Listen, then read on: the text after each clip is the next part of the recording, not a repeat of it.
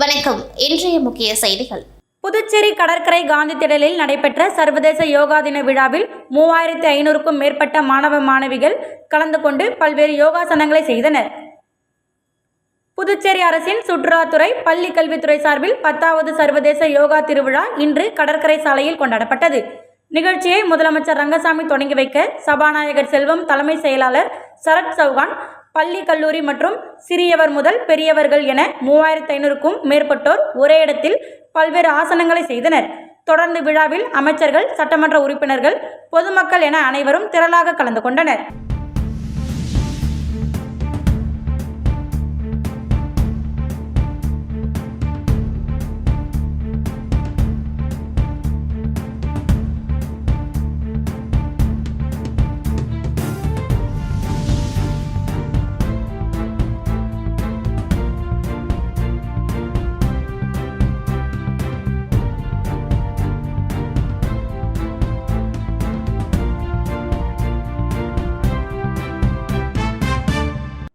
புதுச்சேரி வில்லியனூரில் மிகவும் பிரசித்தி பெற்ற 100 ஆண்டு பழமை வாய்ந்த வரதராஜ பெருமாள் கோயில் தேர் திருவிழாவில் அமைச்சர்கள், சட்டமன்ற எதிர்க்கட்சி தலைவர் உள்ளிட்ட ஆயிரக்கணக்கான பக்தர்கள் தேரை வடம் பிடித்து இழுத்து சுவாமி தரிசனம். புதுச்சேரி வில்லியனூர் பகுதியில் அமைந்துள்ள மிகவும் பிரசித்தி பெற்ற 100 ஆண்டு பழமை வாய்ந்த ஸ்ரீ தென்கலை வரதராஜ பெருமாள் கோயிலில் ஆண்டுதோறும் ஆனி மாதம் தேர் திருவிழா நடப்பது வழக்கம். அதன்படி இக்கோவிலில் கடந்த 13ஆம் தேதி கொடியேற்றத்துடன் துவங்கியது. 17ஆம் தேதி கருட சேவையும், 18ஆம் தேதி மஞ்சள் நீர் வசந்தோத்சவமும் உள்புறப்பாடும் நடந்தது. முக்கிய நிகழ்வான தேர் திருவிழா இன்று காலை 7 மணிக்கு நடைபெற்றது. இதில் அமைச்சர்கள் நமச்சிவாயம், தேனி ஜெயக்குமார், சட்டமன்ற எதிர்க்கட்சி தலைவர் சிவா ஆகியோர் கலந்து கொண்டு தேரை வடம் பிடித்து இழுத்து தேரோட்டத்தை துவக்கி வைத்தனர்.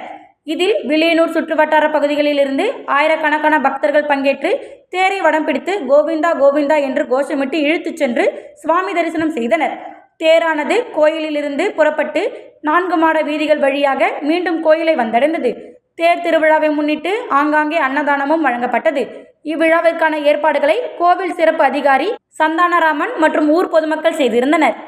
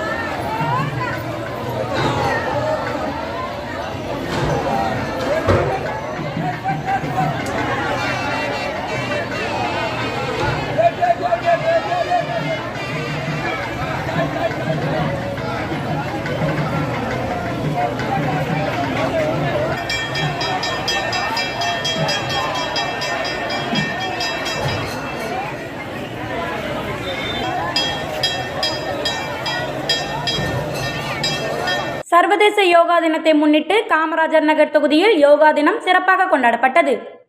காமராஜர் நகர் தொகுதிக்குட்பட்ட வெங்கடா நகர் பூங்காவில் சர்வதேச யோகா தினம் கொண்டாடப்பட்டது. மாநில தலைவர் திரு செல்வகணபதி வழிகாட்டின் பேரில் சட்டமன்ற உறுப்பினர், பாராளுமன்ற செயலருமான திரு ஏ. ஜான்குமார் மேல்பார்வையில் சிறப்பு அழைப்பாளர்கள் மாவட்ட தலைவர் திரு தண்டபாணி மற்றும் மாவட்ட பொறுப்பாளர் மொபைல் சரவணன், ஸ்கைசேட் ரவி மற்றும் ராஜாராமன், காமராஜ் நகர் தொகுதி தலைவர் திரு ஜே. கார்த்திகேயன் தலைமையில் தொகுதி பொதுச் செயலாளர்கள் சுகுமாரன் மற்றும் செந்தில்குமார் ஏற்பாட்டில் முழுநேர ஊழியர் SKR செல்வகுமார், மாவட்ட பொறுப்பாளர்கள் சிக்கர் ஜெயின், அலெக்ஸ், BS பாலு, ராகினி தொகுதி பொறுப்பாளர்கள் சாமிநாதன், தேவா, கணேசன், அமித்ராஜ், சுப்பிரமணி மற்றும் கட்சி நிர்வாகிகள் திரளாக கலந்து கொண்டார்கள்.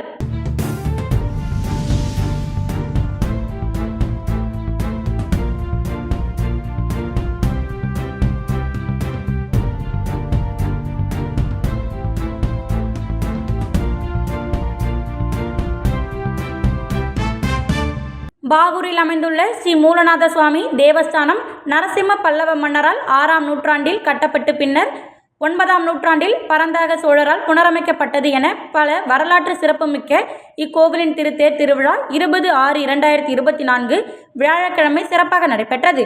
இத்தேர் திருவிழா முன்னிட்டு பாகூர் கிழக்கு வீதியில் இயங்கி வரும் ஸ்ரீ சுபிக்ஷம் அபாகஸ் நிறுவனத்தின் சார்பில் ஸ்ரீ சுபிக்ஷம் மாணவ மாணவிகள் சுபிக்ஷா, தனுஜா, மோனிதா, அக்ஷிதா, அஸ்மிதா, அஷ்னி, கார்த்திகாஸ்ரீ, பக்தபிரியா, காஷிக் மற்றும் பிரதீக்ஷா ஆகியோர் கலந்து கொண்ட பரதநாட்டியம் மற்றும் யோகா நிகழ்ச்சி நடைபெற்றது.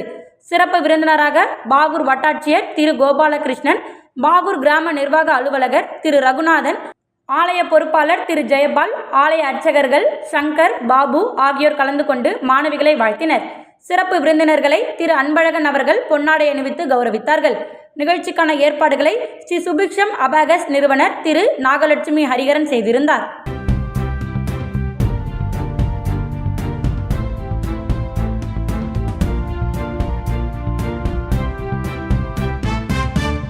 ஹரியானாவில் நடைபெறும் விளையாட்டுப் போட்டிகளில் பங்கேற்க செல்லும் வீரர்களை முதலமைச்சர் ரங்கசாமி, விளையாட்டுத்துறை அமைச்சர் நமச்சிவாயம் வாழ்த்தி வழியனுப்பி வைத்தனர். ஹரியானா மாநிலம் குருஷேஸ்திரத்தில் 22, 23, 24 ஆகிய 3 நாட்கள் super 7 cricket federation of India சார்பாக நடைபெறும் தேசிய விளையாட்டுப் போட்டியில் புதுச்சேரி சார்பாக கலந்து கொள்ளும் விளையாட்டு வீரர்கள் முதலமைச்சர் ரங்கசாமியை சந்தித்து வாழ்த்து பெற்றனர். தொடர்ந்து விளையாட்டுத்துறை அமைச்சர் நமச்சிவாயத்தை சந்தித்து வாழ்த்து பெற்றனர். அவர்களுக்கு அமைச்சர் சீருடை வழங்கி வாழ்த்தி வழி அனுப்பி வைத்தார். அணியின் செயலாளர் எழில்ராஜன், தலைவர் ஜான் ஆம்பிரஸ், அணி மேலாளர் தேவேந்திரகுமார், அணி பயிற்சியாளர் பிரதாப், பூவரசன் ஆகியோர் உடனிருந்தனர்.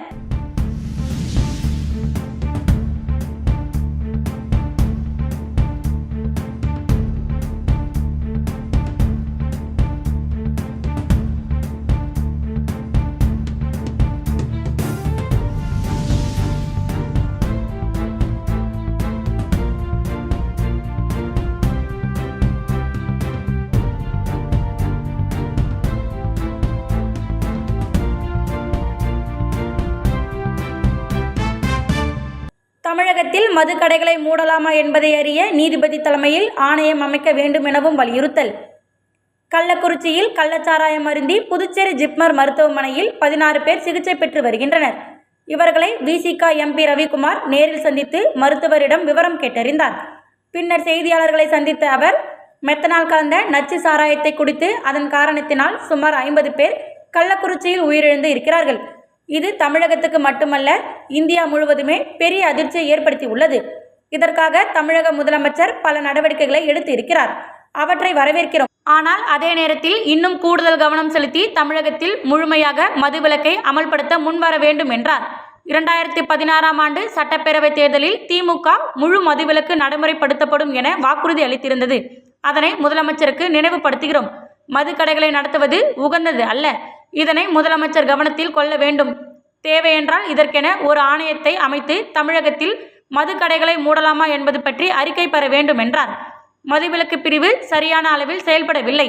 பயங்கரவாத தடுப்பு பிரிவுக்கு திறமையான காவலர்களை நியமிக்கப்படுவது போல மதுவிலக்கு தடுப்பு பிரிவுக்கு திறமையான அதிகாரிகளை, காவலர்களை நியமிக்க வேண்டும். இந்த குற்றம் மிகவும் தீவிரமானதாக கருதப்பட்டு கடுமையான நடவடிக்கை எடுக்க வேண்டும். ஊழல் மெலிந்த நபர்கள் அந்த பிரிவில் நியமிப்பதால் குற்றம் பெருகுகிறது. எனவே இதனை தமிழக முதலமைச்சர் கருத்தில் கொள்ள வேண்டும் என ரவிக்குமார் தெரிவித்தார். இறந்தவர்களில் பல கட்சியினரும் இருக்கிறார்கள். கள்ளச்சாராய விற்பனையில் பல கட்சியினரும் உள்ளனர். இதற்கு ஒரு கட்சியை குறை சொல்வதும் அரசாங்கத்தை குறை கூறுவதும் சரியானது அல்ல. இதனை கேட்பதற்கு அதிமுகவிற்கு தார்மீக உரிமை இல்லை என்று குறிப்பிட்டார். கொடுத்த வாக்குறுதிப்படி தினக்கூலி ஊழியர்களை பணி நிரந்தரம் செய்ய வேண்டும் என வலியுறுத்தி புதுச்சேரி சாலை போக்குவரத்து கழக தினக்கூலி மற்றும் ஒப்பந்த ஊழியர்கள் சங்கம் சார்பில் கவன ஈர்ப்பு ஆர்ப்பாட்டம் நடைபெற்றது. பிஆர்டிசி நிர்வாகம் 2018ஆம் ஆண்டு வாக்குறுதி கொடுத்தபடி முன் தேதியிட்டு தினக்கூலி ஊழியர்களாக மாற்றி 150 காலி பணியிடங்களில் பணி நிரந்தரம் செய்ய வேண்டும். ஓட்டுநர் மற்றும் நடத்துனர்களுக்கு குறைந்தபட்ச ஊதியத்தை உயர்த்தி அரசாணை வெளியிடப்பட்டுள்ளது. அதன்படி ஒரு நாளைக்கு ஊதியமாக 350 ரூபாய் பெற்று வருகிறோம். இதனை உயர்த்தி வழங்க வேண்டும்.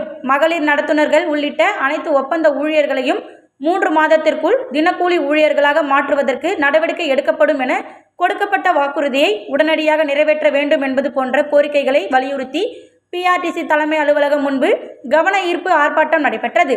ஆர்ப்பாட்டத்திற்கு புதுச்சேரி சாலை போக்குவரத்து கழக தினக்கூலி மற்றும் ஒப்பந்த ஊழியர்கள் சங்க தலைவர் தமிழ்ச்செல்வன் தலைமை தாங்க நிர்வாகிகள் அருள்மணி, வெங்கடேசன், இருசப்பன், விஜயராகவன், பிரேமதாசன், ரவிச்சந்திரன், ராதாகிருஷ்ணன், கிறிஸ்தவர் சிவராம் உள்ளிட்ட 100க்கும் மேற்பட்ட நிர்வாகிகள் கலந்து கொண்டு கோரிக்கைகளை வலியுறுத்தி கண்டன கோஷங்களை எழுப்பினார்கள். புதுச்சேரி அரசு எத்தனால் குறித்து கண்காணிக்க வேண்டுமென பாட்டாளி மக்கள் கட்சியின் மாநில அமைப்பாளர் கணபதி கோரிக்கை விடுத்துள்ளார். கள்ளக்குறிச்சியில் கள்ளச்சாராயம் குடித்ததில் புதுச்சேரி ஜிப்மர் மருத்துவமனையில் 17 பேர் தற்போது சிகிச்சை பெற்று வருகின்றனர். இந்நிலையில் ஜிப்மர் மருத்துவமனையில் சிகிச்சை பெற்று வரும் நோயாளிகளை பாட்டாளி மக்கள் கட்சியின் மாநில அமைப்பாளர் கணபதி மற்றும் நிர்வாகிகளுடன் வந்து பார்வையிட்டு ஆறுதல் தெரிவித்தார். தொடர்ந்து செய்தியாளர்களிடம் பேசிய அவர், கள்ளக்குறிச்சி விவகாரத்தில் ஆட்சி கலைக்கப்பட வேண்டும் என்றும் தமிழகத்திற்கு எத்தனால் கடத்தப்படுகிறதா என்பது குறித்து புதுச்சேரி அரசு கண்காணிக்க வேண்டும் என வலியுறுத்திய அவர், புதுச்சேரியில் பூரண மதுவிலக்கை அமல்படுத்த வேண்டும் என்று கோரிக்கை விடுத்தார்.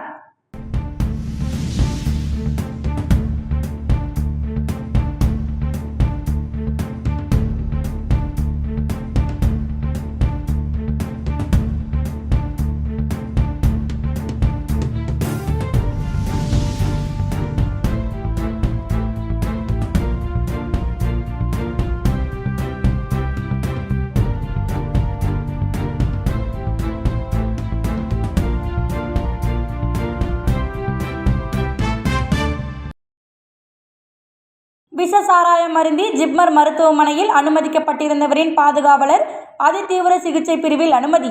இதனால் ஜிப்மரில் சிகிச்சை பெறுபவர்களின் எண்ணிக்கை 17ஆக உயர்வு. கள்ளக்குறிச்சி மாவட்டத்தில் விஷ சாராயம் அருந்தி உடல் நலம் பாதிக்கப்பட்டு நேற்று முன்தினம் மாலை 19 பேர் புதுச்சேரி ஜிப்மர் மருத்துவமனையில் அனுமதிக்கப்பட்டுள்ளனர். இதில் 3 பேர் உயிரிழந்த நிலையில் தற்போது 16 பேர் சிகிச்சை பெற்று வருகின்றனர். இந்நிலையில் ஜிப்மரில் அனுமதிக்கப்பட்டுள்ள மகேஷ் என்பவருக்கு பாதுகாவலராக செல்வம் என்பவர் வந்துள்ளார். அவரும் அன்றைய தினம் மகேஷுடன் விஷ சாராயம் அருந்தியுள்ளார். ஆனால் அது குறித்து அவர் யாரிடமும் தெரிவிக்காமல் மகேஷுடன் மருத்துவமனைக்கு வந்தபோது மகேஷுக்கு அளிக்கப்பட்ட சிகிச்சைகளை பார்த்து பயந்து போனவர் ஜிப்மர் மருத்துவமனையில் ஒரு ஓரமாக அமர்ந்துள்ளார். கடந்த 48 மணி நேரத்தில் விஷத்தன்மை தன் உடம்பில் அதிகமானதை அடுத்து இன்று காலை செல்வம் மயங்கிய நிலையில் காணப்பட்டார். உடனடியாக அங்கிருந்தவர்கள் அவரை ஜிப்மர் மருத்துவமனையில் அனுமதித்துள்ளனர். இதில் அவர் கவலைக்கிடமாக நிலையில் அதிதீவிர சிகிச்சை பிரிவில் உள்ளார். இதனால் தற்போது அனுமதிக்கப்பட்டவர்களின் எண்ணிக்கை 17ஆக உயர்ந்துள்ளது. இத்துடன் செய்திகள் நிறைவடைகின்றது. நன்றி, வணக்கம்.